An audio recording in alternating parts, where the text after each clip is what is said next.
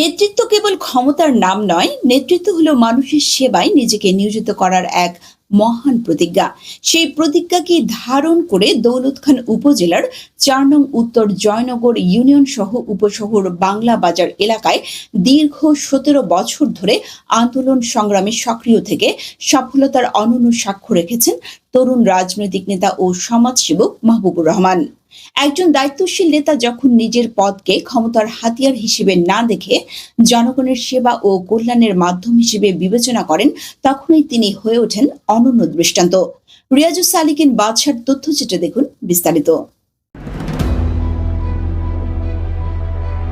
দীর্ঘদিনের রাজনৈতিক পথচলায় মাহবুবুর রহমান সেই জায়গাটি মানুষের হৃদয়ে তৈরি করে নিয়েছেন বলে মনে করেন স্থানীয়রা।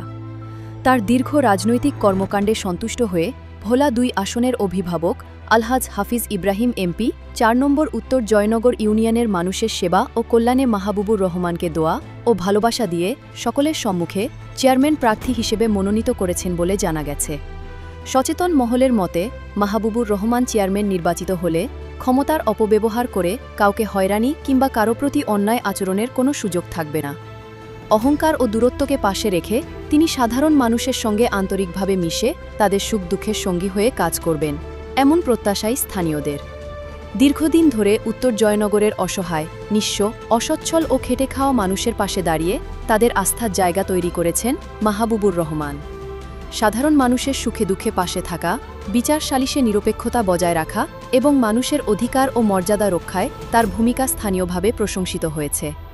রাজনৈতিক পর্যবেক্ষক মহলের ধারণা, মাহবুবুর রহমান চেয়ারম্যান নির্বাচিত হলে তার মেধা, দক্ষতা ও যোগ্যতার মাধ্যমে উত্তর জয়নগর ইউনিয়নের উন্নয়ন ও জনকল্যাণে নতুন মাত্রা যুক্ত হতে পারে।